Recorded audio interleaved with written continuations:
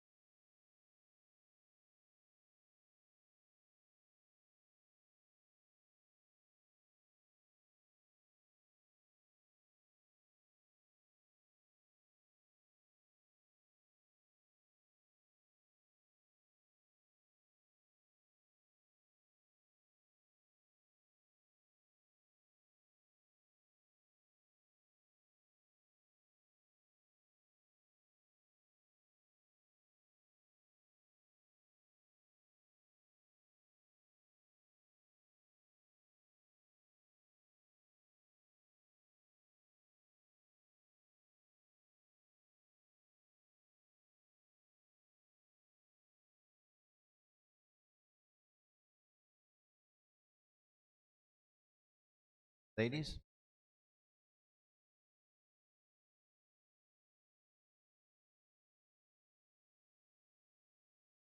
Sakshat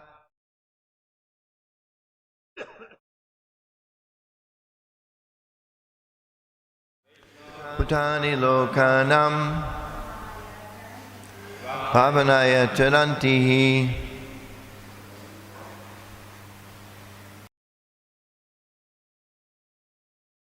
Deho Vacha Bhagavata Sakshat Arshadanvo Madhuvdisha Norbhutani Lokanam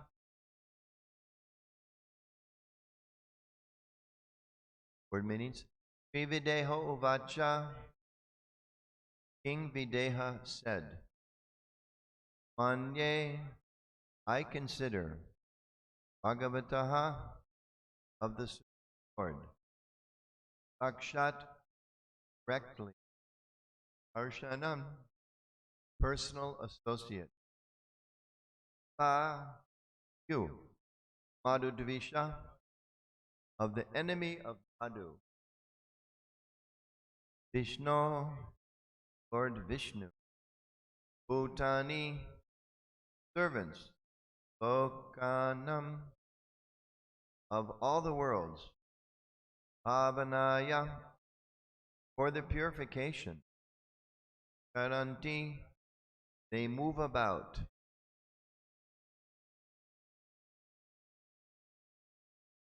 King Videha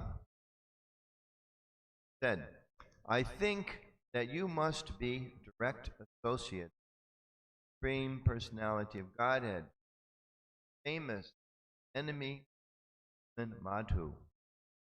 Indeed, the pure devotees of Lord Vishnu wander throughout the universe, not for their personal selfish purify all the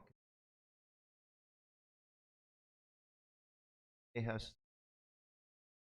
I think that you must be direct associate. Godhead, who is famous, enemy, Madhu. Need pure devotees who wander throughout the universe, not for their personal selfish, but to purify all the wander through, not for purport. King Nimi here welcomes the great sages by glorifying their transcendental activities. It is well known that the Supreme Personality of Godhead is transcendental to the three modes of material nature, as stated in Bhagavad Gita 7:13, Mam Ebhya Param Avyayam. Similarly, his pure devotees are also on the transcendental platform. One may ask how such transcendental living beings as the associates of Lord Vishnu could be seen within the material world. Therefore it is stated here, Pavanaya Charanti Hi. The associates of Lord Vishnu travel throughout the universe to reclaim the fallen, conditioned souls on behalf of the Supreme Personality of Godhead. A representative of the governor, or chief minister, may be seen moving within the prison house, but that does not mean that the governor's representative has become a conditioned prisoner. It is understood that he is within the prison to negotiate the possible release of those prisoners who have rectified their criminal propensity. Similarly, the devotees of the Supreme Personality of Godhead, called Parivrajakacharyas, wander throughout the universe, inviting everyone to surrender to Lord Krishna and go back home, back to Godhead, for an eternal life of bliss and knowledge. In the sixth, you need that? Huh? A few minutes only, okay? In the sixth canto of the Srimad Bhagavatam, the mercy of the associates of Lord Vishnu has been described in connection with the salvation of Ajamil. Srila Bhaktisiddhanta Saraswati Thakur has pointed out that the associates of Lord Vishnu are as merciful as the Lord himself.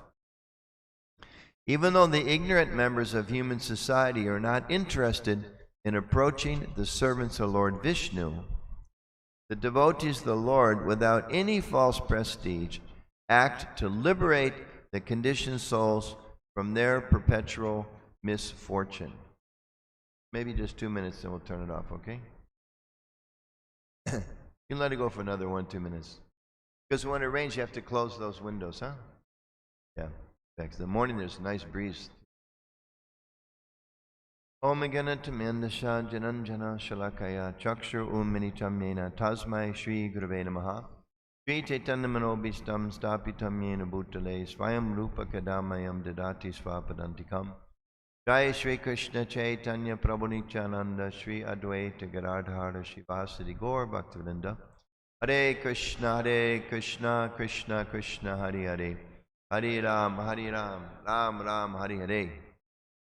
So, here, Maharaj Nimi, he is welcoming and glorifying the 9 Yogendras who have come to his kingdom right at the time he's performing this sacrifice. So, we can understand, first of all, the king is feeling himself very fortunate, isn't it? He's very happy. Oh, look who's come.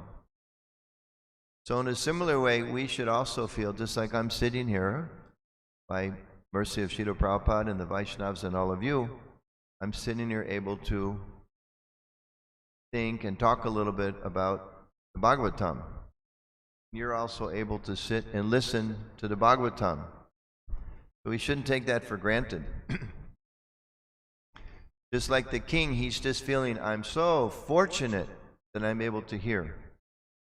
So we should also appreciate how fortunate we are to hear about the Lord and his devotees. It's not an ordinary thing, and we should try to take advantage as best we can. So in this particular verse, the king is appreciating these great sages as devotees of the Lord, and he's especially appreciating that they wander throughout the world to benefit and purify others. So he's feeling like that. You've come here to benefit me. He's seen this as a great gift. You know, we see sometimes as devotees, people give us gifts. Sometimes they give us a gift of instruction, and our mind says, no, no, no, no, no. I don't accept that gift. Sometimes even we're in a loving mood, sometimes not so loving, but sometimes we're chastised a little bit. Don't do it like that. Do your service like this, don't do it like that. Sometimes, no, no, no, no, no. Or sometimes we go out and we try to, I don't know if it happens here, but in the West sometimes when you go on Harinam, Sankirtan, chanting party, most people appreciate. Some people kind of ignore you. But there's usually at least a few that go by with their ears plugged. I don't want this. Or you offer somebody a book. No, no, no, I don't want that. Well, here's a beautiful gift to connect you with Krishna. No. In the same way we should think, now it's time for Bhagavatam class. It's a gift from Krishna. It's a gift from Prabhupada. Help me connect. So am I enthusiastic to receive that gift? Or maybe not so enthusiastic. And if we understand what a great gift it is, then we'll be more enthusiastic to accept it, to appreciate it. So Nimai, the king, is very much in that mood. Even though he's a king, he's a big, big, big man, right? What can you give a king? But he's understanding, no, this is special. To have such great personalities come, this is a gift. Very glad in his heart. So we should also be glad in his heart. So in the purport, the first point they make is about the Lord's transcendental position. And they quote chapter 7, verse 13. I'm going to read 12, 13, and 14, because they all are in a row, about this idea of Krishna's position. The Lord states, "Know, Arjuna, that all states of being, be they of goodness, passion, or ignorance, are manifested by my energy." Everything comes from Krishna. I am in one sense everything, but I am independent. I am not under the modes of material nature, for they, on the contrary, are under me. He's explaining his transcendental position. He's above everything. Everything's underneath him. Everything's his energy. And then he says, the verse they quote here, deluded by the three modes, goodness, passion, and ignorance, the whole world does not know me, whom above the modes and inexhaustible.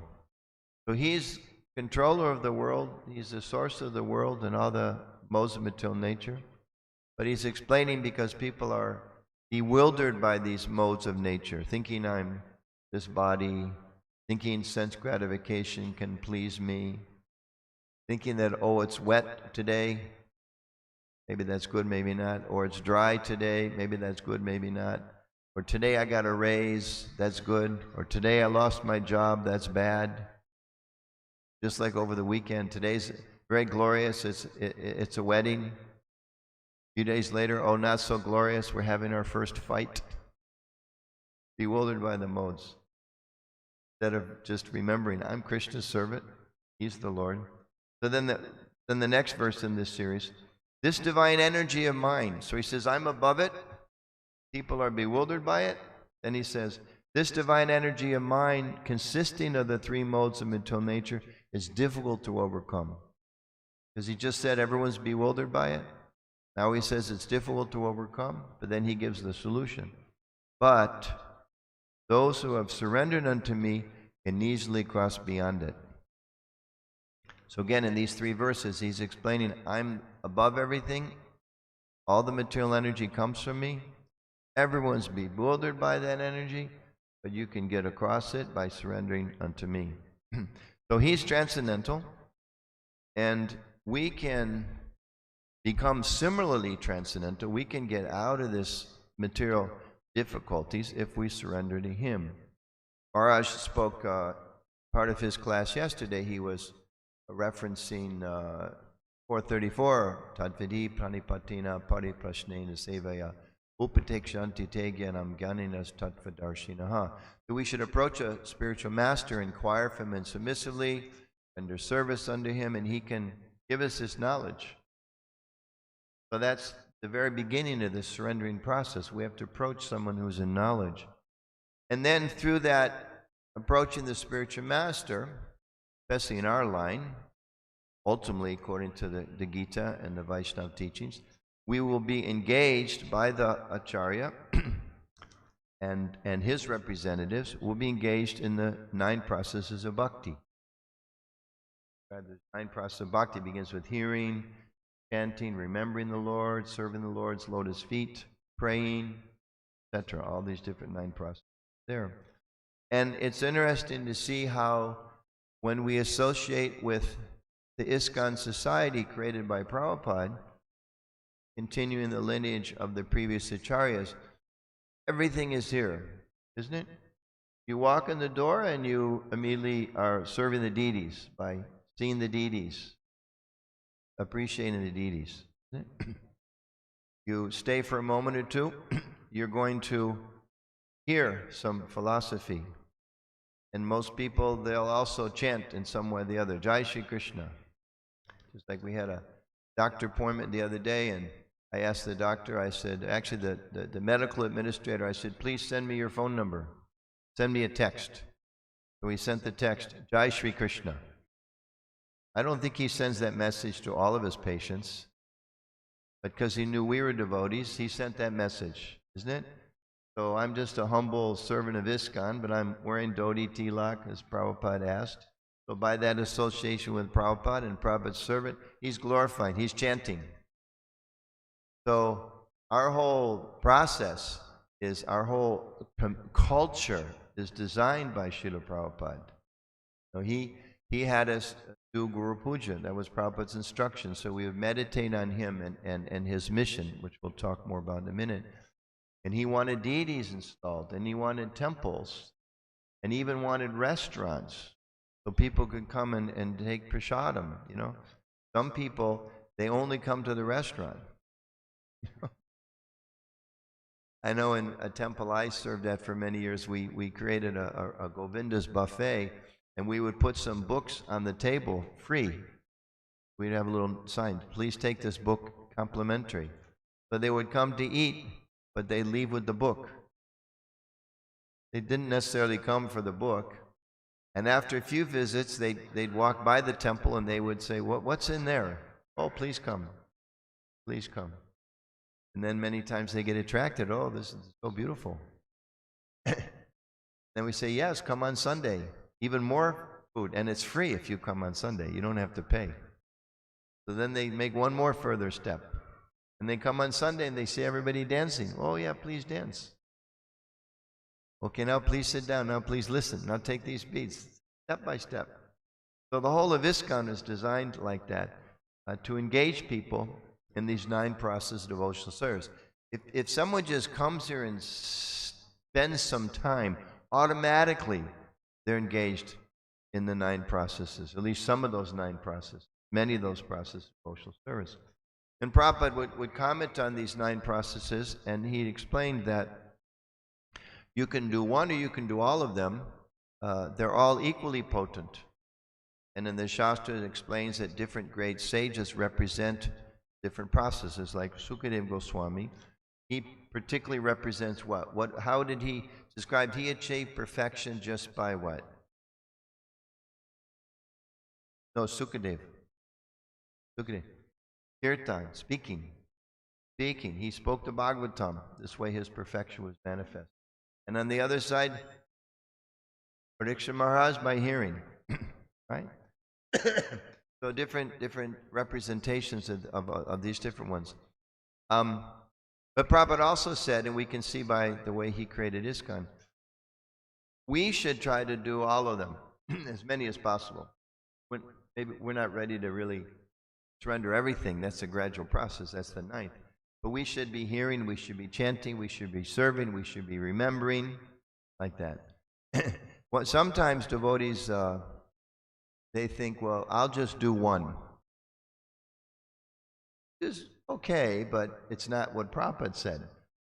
Sometimes devotees will say, I've heard people say, I'm just going to hear. But no, if you hear, you also should chant.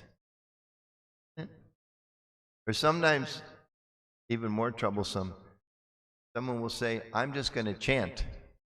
See? I'm going to speak. But what good is your chanting if you don't first hear? If we don't understand. Sometimes devotees will say, I'm going to hear, but I'm not going to serve. Isn't it? Sometimes devotee will come very enthusiastically hear class, and then you say, Prabhu, can you help roll up the carpet? No, Prabhu. I just came to hear. And in other ways, sometimes devotees are very enthusiastic to honor prasadam. Most of us are very enthusiastic. In one sense, that's like the 10th process.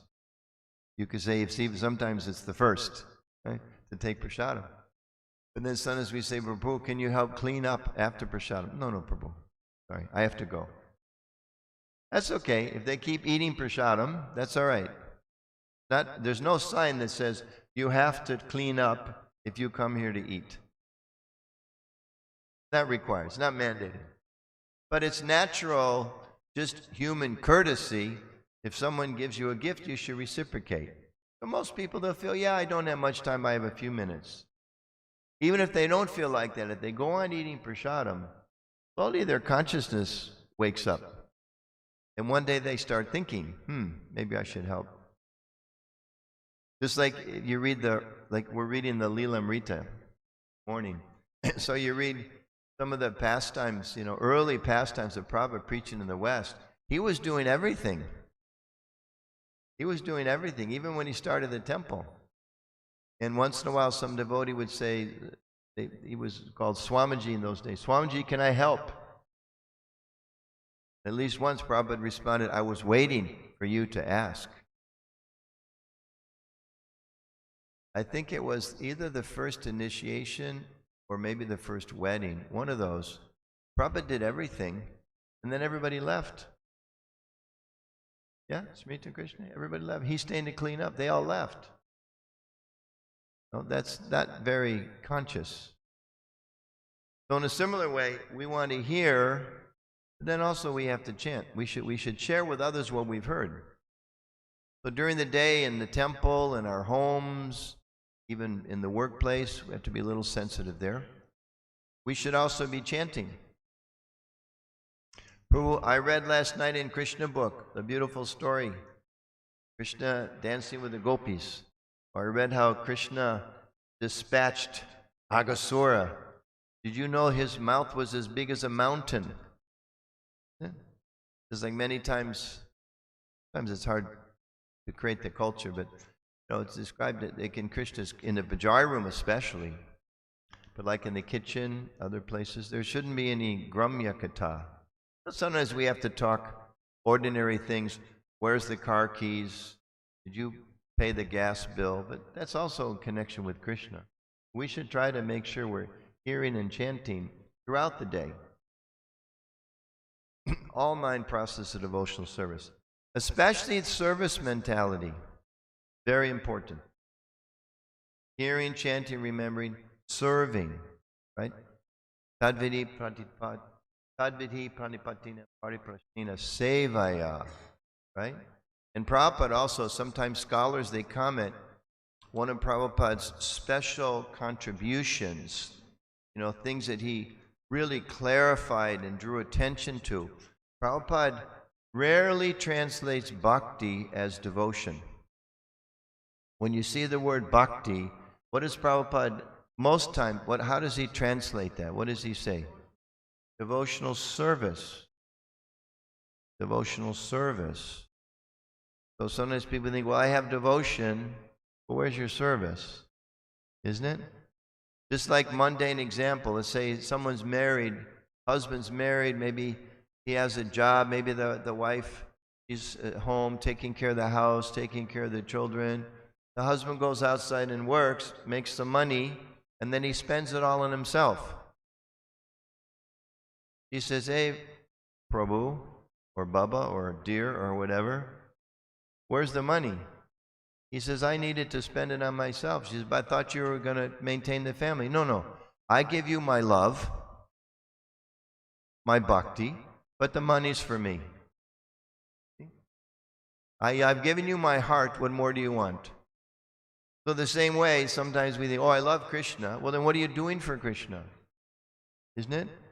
"I love my guru. My guru gave me so many things." Well, what are you giving him? Isn't it? "I'm so grateful for this temple." What are you giving to the temple? Now, of course, new people, we don't push that so much. We don't push that so much because they're new. It's just take. Devotees would tell the devotees, "Eat prasadam up to here."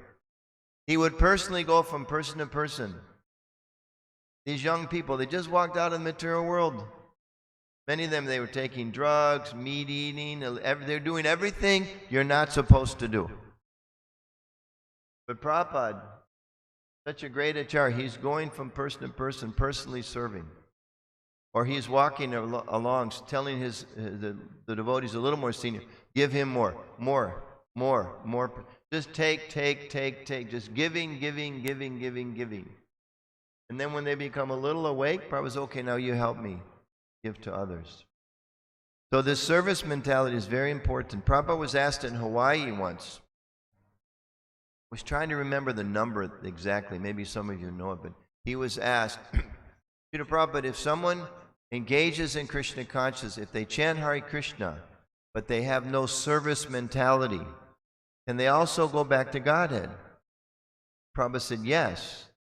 And then he said, "But it will take," and I was trying to remember, 100 lifetimes or 1,000, something long. Did he say that? Something long. It wasn't like, "Yeah, but it'll take a little longer." He said, "Yes, but many lifetimes," or something like that. We can look it up. It was a long time. In other words, if we're making progress, we have to cultivate that service attitude. Prabhupada also said so many things on this, but one lecture he was describing, he said, when you're asked to clean the floor of the temple, he said, actually, Prabhupada said, "It's my service." He said, "It's my service." He said, I asked the Lord to come.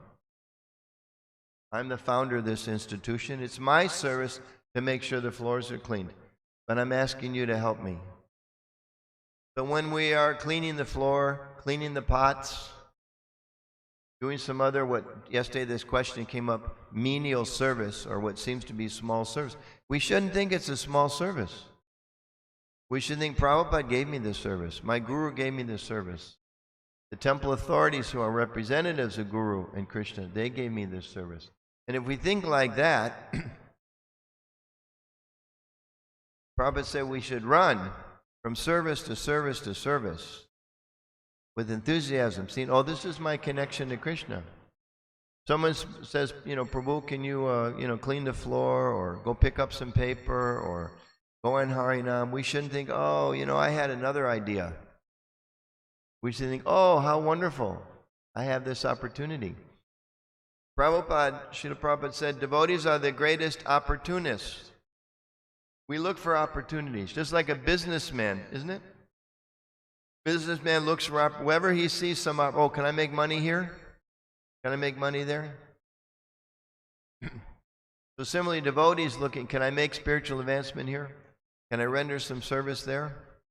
And if someone asks us to do service, we should understand that's the mercy of Krishna, the mercy of our acharyas. In the same way, association, a similar parallel there. So, can we make Krishna conscious advancement if we don't associate? Just like here, it's nice, we're all coming together, we're hearing from each other. One day I give class, so many days Maharaj gives class, some days Smriti Krishna gives class. So by hearing from each other, we make advancement. So that association, Prabhupada also was asked, He wrote this in the Bhagavatam, right in his purpose. He said, if you think you can make spiritual advancement without the association of devotees, he said that is a hallucination. Prabhupada was living, Prabhupada was writing his books at a time when hallucinations were, everybody knew what hallucinations meant. You know, there was so much craziness going on. But in other words, it's imagination. We can't make spiritual advancement without association with devotees.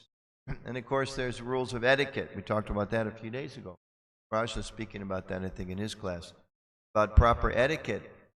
That's a whole other topic, but we should always remember how important it is, my association with devotees. Is it always easy to associate with devotees? Not for me. Maybe all of you. I sometimes find it very difficult to associate with devotees. And devotees are very wonderful. And they also have unique personalities. And all of us, we're not, you know, we're still engaged in the process. We haven't manifested our purity. So sometimes there's a little false ego there. But that's okay, because by working together as a team, that helps us develop humility, helps us develop a spirit of service. And without that association, sometimes it's good to think, you know, maybe you have a little problem with a devotee. On the Mataji, sometimes someone is disturbing us, or one of the Prabhus, or maybe even sometimes someone senior to us. We should stop and think, what if tomorrow there were no devotees, just me? Sometimes they make these movies like, you know, somebody walks out of their house and there's no people left, there's just monsters or something. Just imagine if you walked out your door in the morning and you got up, you got your phone, you tried to call all your devotee friends and nobody was there. And you came to the temple and nobody was there, or there was no temple. And you go up to someone and you say, excuse me, sir, I'm looking for the Krishna temple. He says, Krishna? What are you talking about? Imagine. Wouldn't that be like the worst, isn't it? The worst possible thing if there was no devotees. And just imagine, maybe that one devotee you have a little difficulty with. Okay? You're wandering around for hours or days trying to find is there anybody here who knows Krishna? Anybody who remembers Krishna? Are there any devotees of Krishna? And finally, after a long search, you run into this one devotee who you had such difficulty getting along with. Maybe he's a little harsh. Maybe he's a little impersonal, or criticizes you, or whatever. You know, maybe he doesn't carry his weight, whatever his shortcomings may be. How happy you would be to see that devotee, isn't it? Or simply imagine someday you're out someplace and some accident happens. You get injured, and maybe you're going to leave your body. And so many non-devotees run up, and they're all asking you about your bodily pain, and, you know, is your wife nearby? And do you have any kids? And what's your government ID number? And you're just thinking, I just want to remember Krishna. I might be dying. I want to remember Krishna. And this one devotee, maybe you didn't get along so well, he runs up and he's chanting for Hare Krishna, Krishna Krishna, Hare Hare, Hare Ram, Ram Ram, Hare Hare. How grateful you would be, isn't it? We should try to remember like that. We're so fortunate to have the association of devotees. So Nimi was manifesting that appreciation and that association. And we should, just like we can feel his enthusiasm. Described to be successful in devotional service, one must have utsaha, enthusiasm. Sometimes you come to the temple and there's nice kirtan going on. Nobody's dancing.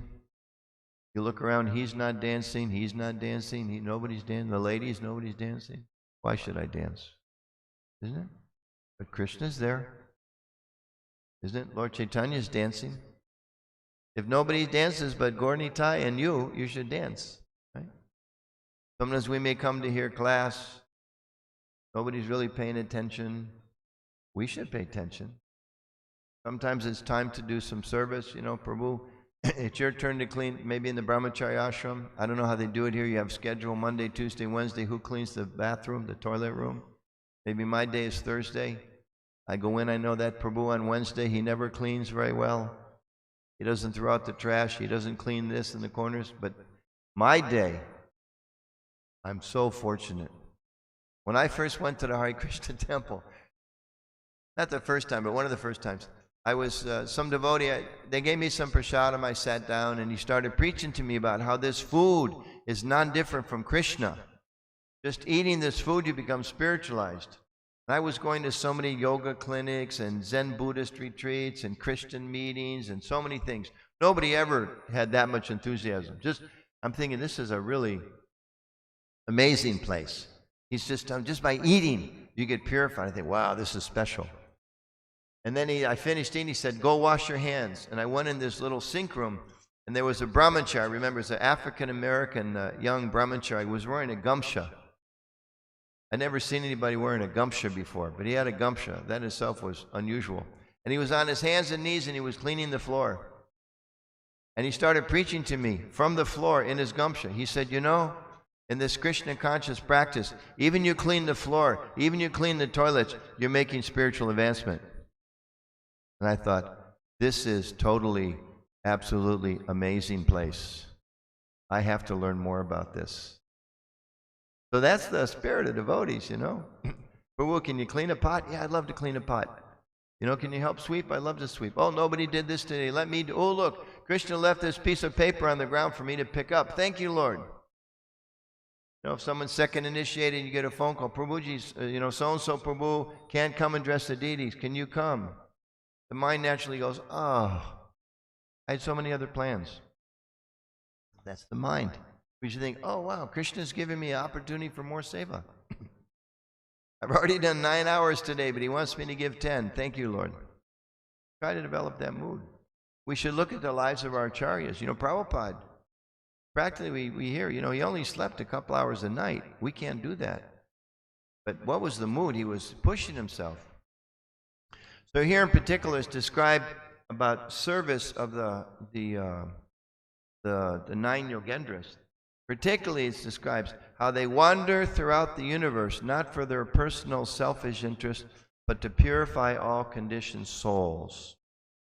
So this emphasis given in the verse and in the purport also, particularly in the verse about preaching or teaching Krishna consciousness. These great souls are being glorified for that.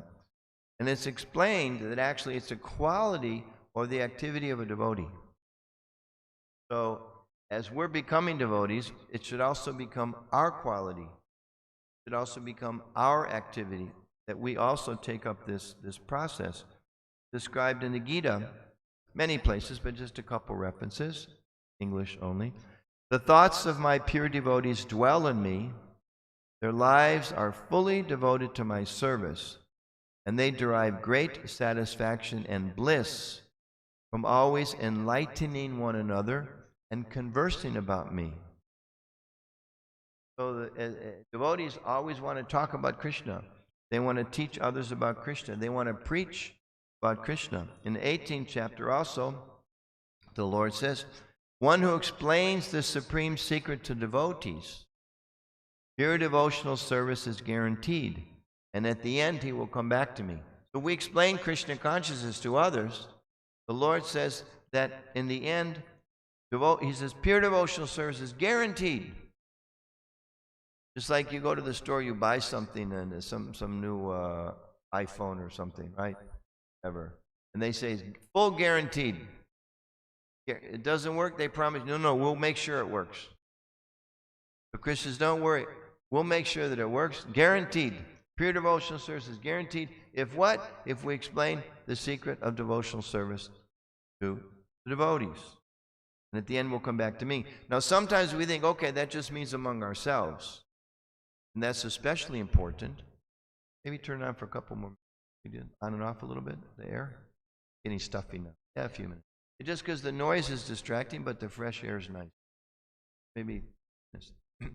So, Prabhupada many times comments that everyone's a devotee, so when Krishna says explains to the devotees, he means explains to everybody.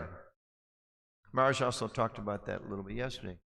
So this idea of sharing Krishna consciousness, which is being glorified here, that's the responsibility of all the devotees. Lord Chaitanya also stressed that.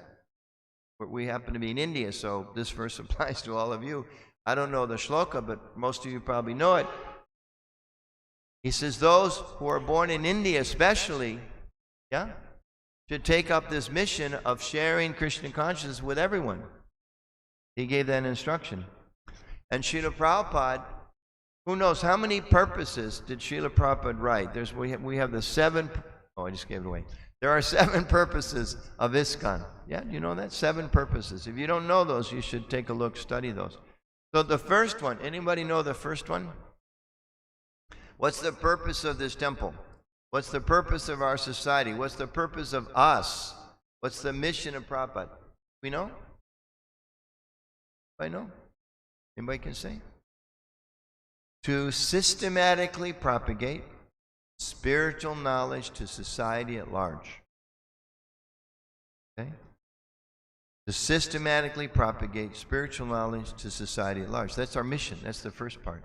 Then he goes on a little bit. He says, and educate all people in the techniques of spiritual life in order to check the imbalance of values and achieve real peace and unity in the world.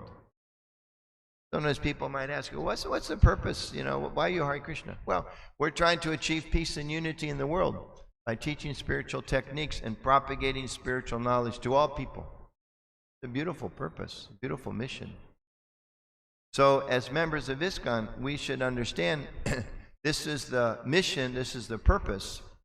And not only the first one, if you look at it just briefly, in one sense they all talk about preaching or spreading, but the second one, to propagate consciousness of Krishna. Propagate, go out, give it to others, expand it. The fourth one, to teach and encourage Sankirtan. The seventh one, to publish and distribute literatures. So at least in like 4 out of 7 is right there, and the others you could also argue. One is to erect holy places, like in Mayapur, for this beautiful temple. Why do we erect these beautiful temples? Prabhupada was sitting in Mayapur in his straw hut, which is still there. You can see it, his Bhajan Kuntir. And they were just beginning to build the first building, the Lotus building. And Prabhupada said, actually, where we are now, this is the perfect environment for practicing Krishna consciousness. Very simple life. And he pointed to the building, the Lotus building. He said, that is in the mode of passion. It's Rajarshik. But if we sit here, who will come? Therefore, we're building these structures. So even that, erect holy places for what? To bring people. So this idea of sharing Krishna consciousness is, as the 9 Yogendras, it's essential. Not just here, it's coming down from thousands, maybe millions of years ago to you today, and to me today. Same instruction. We know it's mentioned in the purport about Ajamil. You remember the Yamadutas, they came to take him away. The Vishnudutas showed up and said, no, stop. The Vishnudutas were very unhappy. Excuse me, the Yamadutas, because they'd never been stopped before. So they went back to see Yamaraj. They say, hey, we thought you were the supreme. Who's these other guys? Why did they stop us? And then Yamaraj explains to them the whole function of the universe. And Prabhupada in the purport says, the Yamadutas made a big mistake because they did not understand the mission of their master, which was you punish the sinful people. But Ajamil's chanted the holy name. You can't touch him. You don't understand your master's mission. So Prabhupada says in the purport, the same way we have to understand the master's mission. We have to understand what's the master's mission. Just like now there's a book, maybe you have it here, by Sheshika Prabhu. He wrote a nice book a couple years ago called, in the title it says, Our Family Business, about book distribution. Prabhupada talked a lot about book distribution. He described it like our family business. Publish books, distribute books. Just like you may be in the family business, your family takes care of cows, or your family farms, or your family has a sweet shop, or your family has a IT business, and it goes from father to son like that. So Prabhupada said our family business is this book distribution. Or in the broader sense, from these 7 purposes, this mission of propagating spiritual knowledge. That's our family business. So, as members of ISKCON, we should also try according to our capacity to make that our mission. Now, I was thinking, when we read today's verse, we could misunderstand this. Could be a question. Whoa, wait a minute, Anutama. You're saying it's all of our business, but it says here, the pure devotees of the Lord wander the universe. That's for them, not for me. I'm just supposed to take prasad. Chant and be happy. Don't wander the universe. Prabhupada said, chant and be happy. Don't wander the... But no. Prabhupada actually said, you know this point?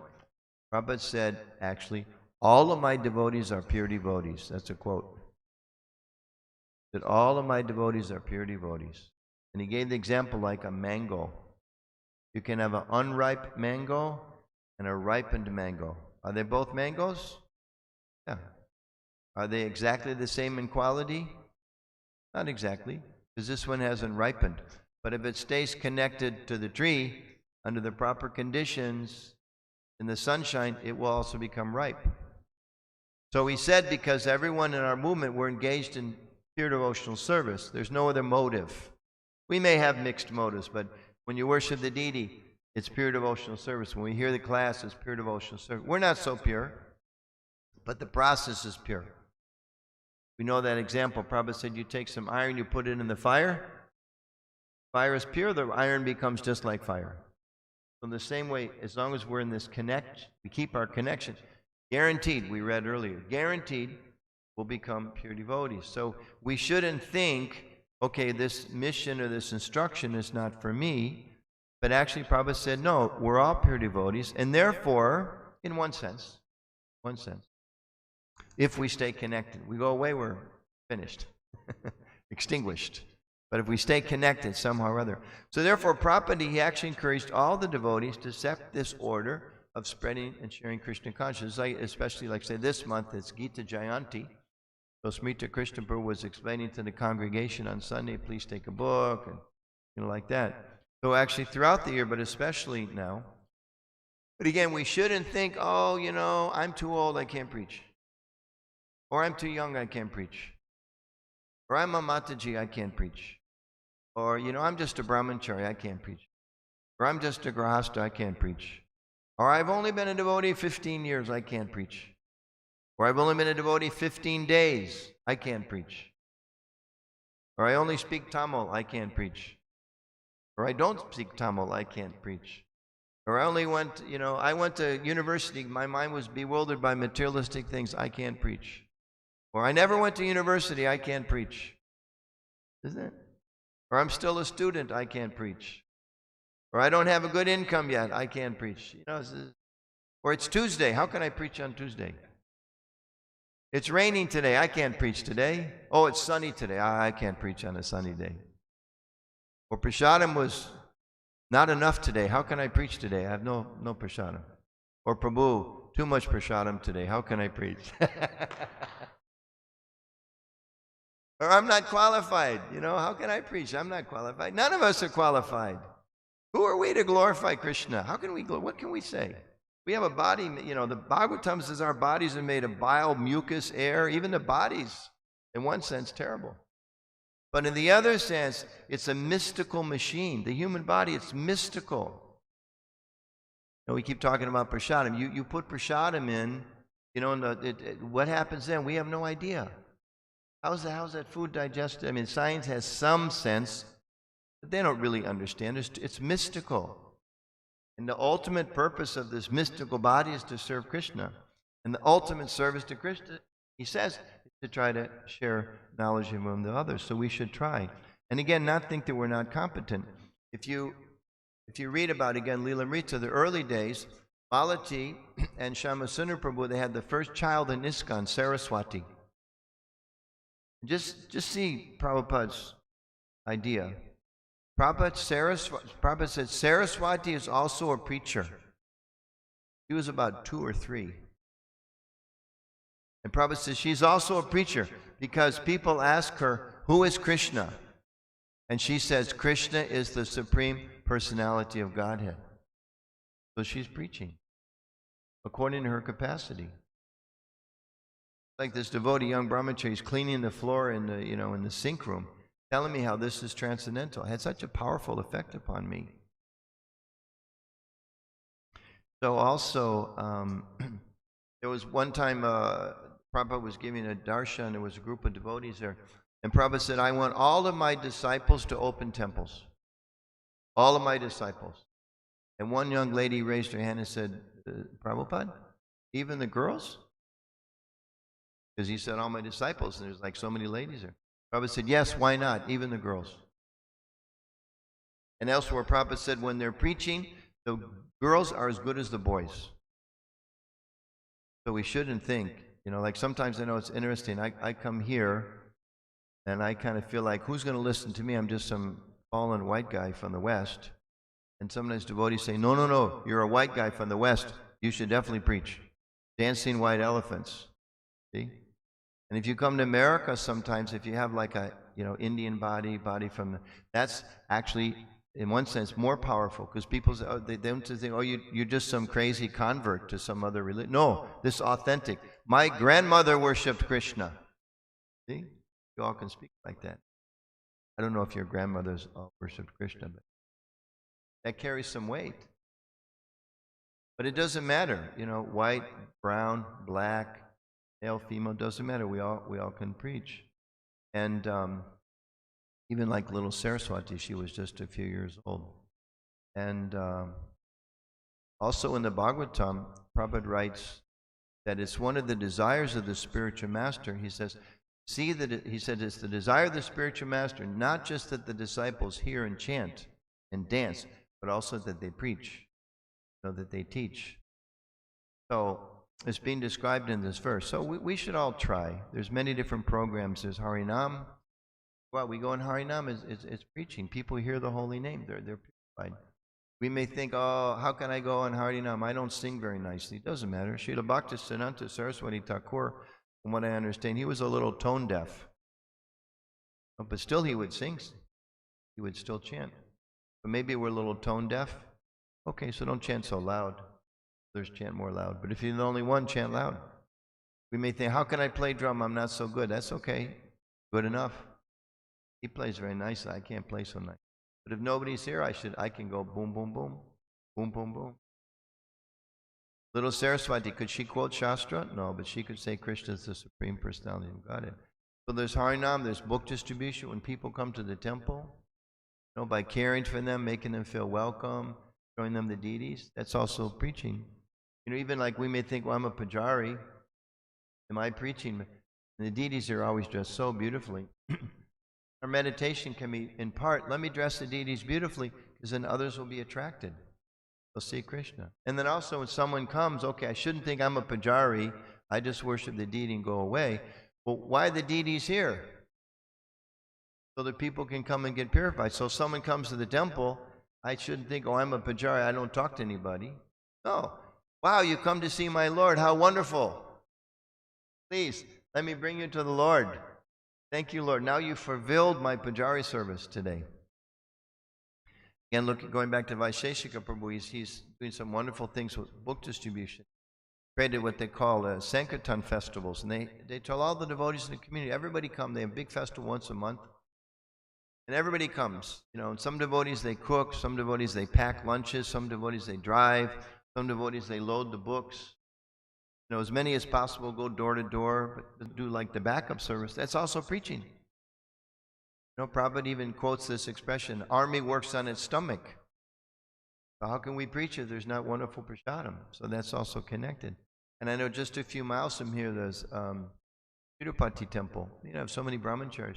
They have a nice relationship with TT, 3 letters, yeah? 3 letters, TTD. Okay, good.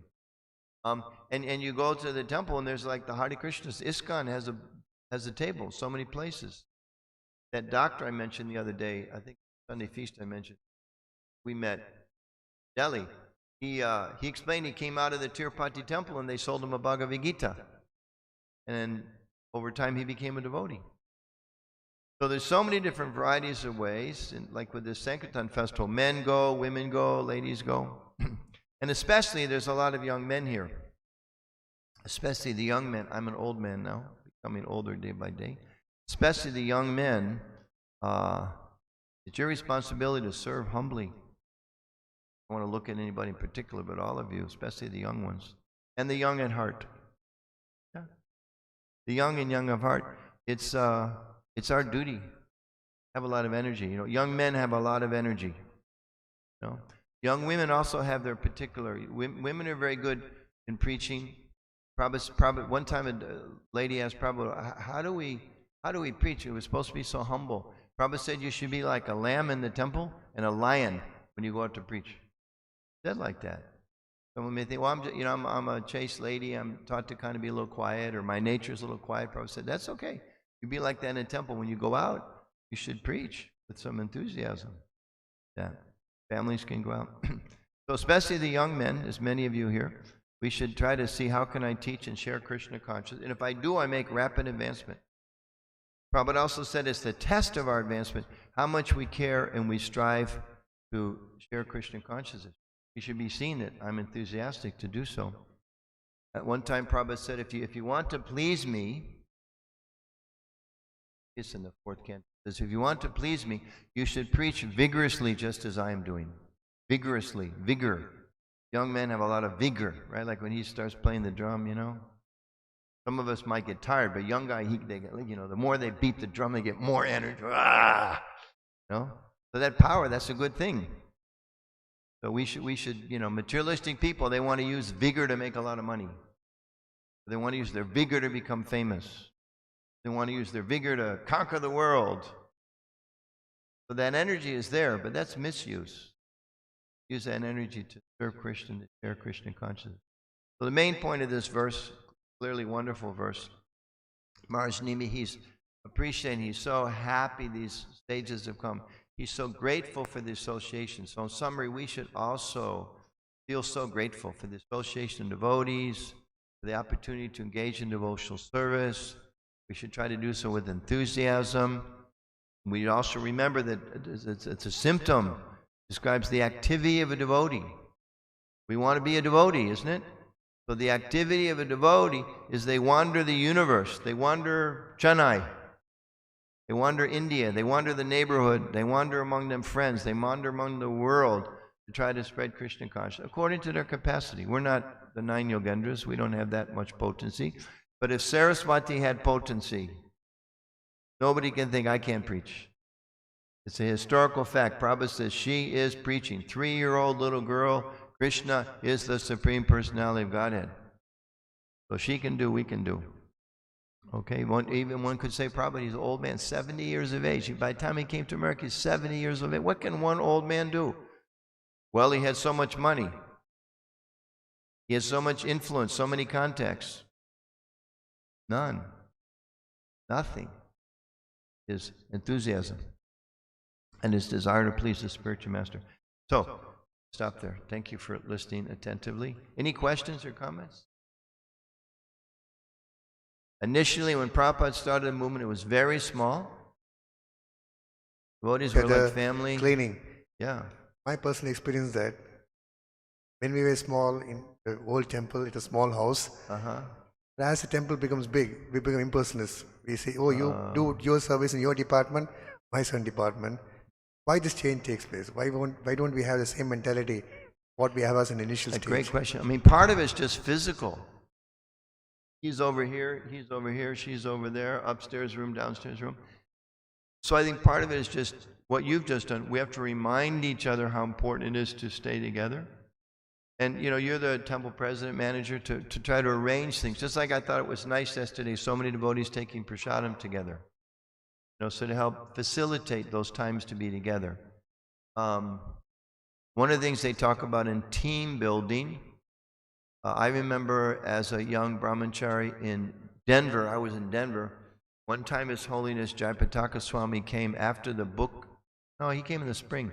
He came, and we took all the devotees, all the men, because he's a sannyasi, so we took all the men swimming. And we played water polo. You know water polo? Kind of like, what's it like in Indian, they play water polo? It's like polo. You know polo. You have to kick the ball or hit the ball through the goal, right? So I can remember Maharaj was before his stroke, very healthy then, big man, big. So he's like walking through the water with the ball. And there was one brahmachari in his left arm trying to get the ball, slowing down. Another brahmachari in his right arm. It was like, when they tried to slow down Bhima, It was like somebody's around his waist. He couldn't stop him, And he was telling everybody there weren't points. It was like, Gurungas or something, We had to score as many Gurungas and Nityanandas. And it was a lot of fun. It was, in one sense, it was a Krishna conscious. Well, association devotees, One who is moderate, the Lord says, in his eating, sleeping, working, and recreation. So sometimes, maybe you already do these things. I'm just speaking in general. I don't know this, but, say here, all the men one time, maybe all the ladies one time, maybe all the households, go to Tirupati for a day or two. Take all the brahmacharis, and, or go to some college and have a nice big kirtan together and special. So doing things together, is very important. And, for the children, it's good to have association because we're all social beings. It's very important. We're even, brahmacharis too, it's like, okay, I'm trying to like not get entangled in family and all that, but still I need association. We all need to, and if we don't get it here, we'll look for it somewhere else. So I think that's important. We should all think, I need that association. I have one story that pains my heart every time I tell it, which is I remember as a young devotee, again in Denver, sitting at Prasadam one day with some devotee. I can't even see his face. I don't remember his face, but I remember sitting next to this devotee, and he was particularly kind of glum, sad that day. He wasn't saying anything. And I just kind of ate my prasadam and went on with my day. And during the day, he left. He left the temple, and I don't think it was ever, maybe he came back someplace years later. But within that community, he went away. And I've always thought, what if I just reached out to him? Maybe if I said, hey, Prabhu, how you doing? Oh, I'm not doing so good. Really, what's wrong? Let's talk about it. Well, I'm having this doubt, or I'm having some trouble with my sadhana, or maybe even the regulative principles, or I'm thinking some offensive thoughts. That's okay. we're beginners. Don't worry about it. I struggle too.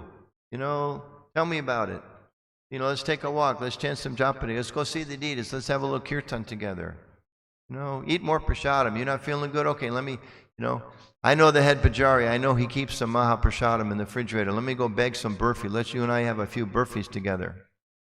That's what Prabhupada did, right? He kept a jar of gulab-jamins in his room. If devotees were feeling a little sad or they needed some pick-me-up, they go see Prabhupada and Prabhupada give them a gulab-jamun. Isn't it? So it's so Krishna consciousness is described as easy. The process is easy. Dancing, chanting, it's easy. But the application is hard because we're conditioned. We've been doing other things for at least years in this lifetime and maybe many, many, many, many lifetimes. So it's not unexpected that sometimes it's difficult. So this very important point, this associating together is very important. One devotee told me that if I tell my problems to another devotee, it tells everyone in the internet, and so I want to keep quiet. One problem. Okay, can I comment confidentially? On that? Yeah, that's a good point. We're meant to serve the devotees. Does it say anywhere in the Shastra that you should commit violence to devotees? Can anybody quote any reference? Demons commit violence to devotees, right? You go and look at these paintings there, right? Danakasura is there, different, they're trying to harm the devotees. But devotees, Krishna himself and the devotees are trying to protect the devotees. So if I come to you, if I go to Smrita Krishnapur, I say, Prabhu, I'm really having difficulty, I have a big doubt. Do we really go to the moon? Or I'm having difficulty, I'm thinking, I need more money and I'm really lusty for money. And the next day he gives Bhagavatam class. Anuttama's visiting. He's such a rascal. He's only thinking money, money, money. What happens to my heart? Shattered. What happens to my sense of, being part of the community? It's damaged. It's violent, actually. So it describes, right, the 6 symptoms of loving exchange. To inquire from one another, right, confidentially. So I go to Gopi Prabhu, I say, Prabhu, I'm having some difficulty, and he gives his thoughts, how he can help me. And first of all, he listens. The training is a lot of senior devotees about this these days. First you hear, then you chant. When devotees come to us seeking help, sometimes we chant and we don't hear. Isn't it? When we're having this problem, oh, you should do this. You should get up earlier. You should chant better rounds. You should be more humble. You should serve me. Should. Instead, what we should do is listen. Because sometimes just by devotees talking, we have a problem. If somebody listens to us, that in itself makes us feel better. Just releases the tension, And if they listen with concern, then that's some loving exchange. So this confidentiality is very important. Now, if someone's coming having a serious problem, we should also encourage them, well, let's talk to some, maybe a more senior person, if that's appropriate. That's okay. But it shouldn't be like there's some gossip mill in the brahmachari ashram, where, all the ladies are talking about each other's difficulties, Did you hear that her daughter or her son did this or that or that? That's nonsense. If it's in the spirit of, did you hear so-and-so's having difficulty with their teenager? Do you think we could do something to help them? That's beautiful. That's Krishna conscious. But if we're just trying to enjoy, the poison of negativity, we all have that tendency. It's even given a word in the Shastra, so we know what's there. Gramya Kata. Okay? Not Krishna Kata. Gramya Kata. Yeah. Just pulls us down. So when that starts coming out of our mouth, we should close the mouth. That's when you practice Mona, right? So very good points. Humor, just like a lighter joke. You said Bhagavatam class is very sweet and Prasadam also sweet. If you just see the comparison, in many temples, there will be 20% devotees in the Bhagavatam class, 80% in the Prasadam hall. That means yeah. Let's say I think they read Chaitanya Charitamrita during the class. That's what I was thinking. Maybe what they miss here, one devotee starts reading. Yeah, we should try to, not just hear or not just chant or not just take prasad. We should try to do everything. Do all the process as best we can. One more question? Anybody else? Yes.